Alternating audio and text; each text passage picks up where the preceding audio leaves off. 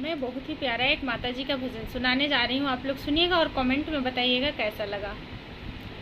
कौन दीन आया जी माता रउरी जनमा भइले, कौन दीन भइले परचार जी माता, कौन दीन भइले परचार जी माता।